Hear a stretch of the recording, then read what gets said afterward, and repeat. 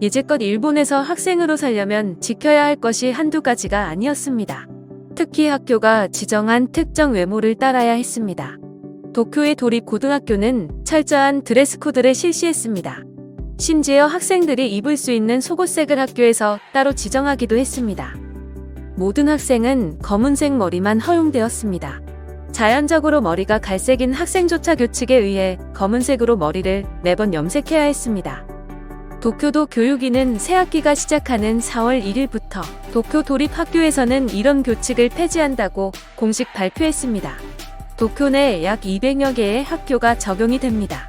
일본 내에서도 이런 교칙은 낡은 관습으로 여겨지고 비판받아 왔습니다. 도쿄시는 다가오는 4월부터 5가지 교칙을 폐지한다고 공식 발표했습니다.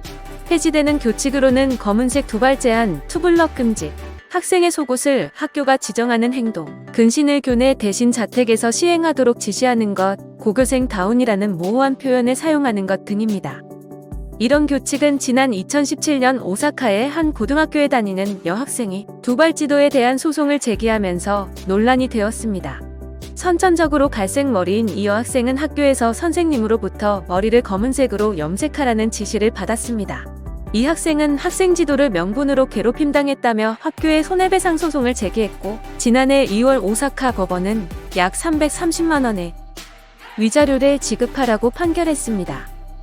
도쿄뿐만 아니라 나가사키에 있는 공립학교 238곳 중 60%가 학생들에게 하얀 속옷을 입으라는 규정을 둔 것이 밝혀져 비난을 받았습니다.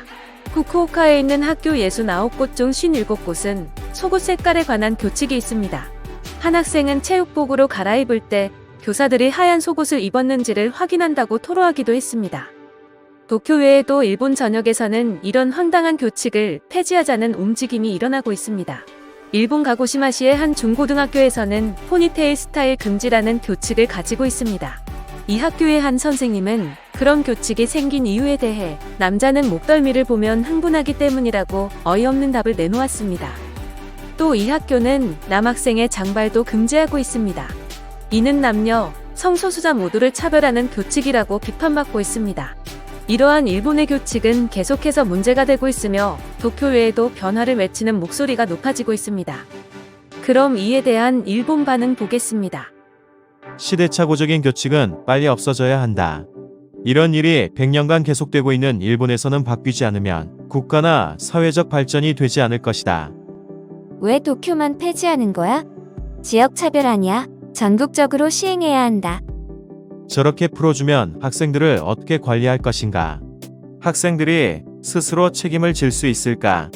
이렇게 폐지하게 되면 이제 교칙은 아무것도 필요 없게 된다. 속옷의 색상을 지정하는 것은 좋다고 생각한다. 비쳐 보이는 속옷이 화려한 색보다 검은색이나 흰색 쪽이 청결감이 있다고 생각한다. 남자는 목덜미에 흥분한다. 의외로 그런 남자들이 많다. 학생들이 스스로 지키기 위해서는 포니테일을 금지하는 것이 맞다고 생각한다.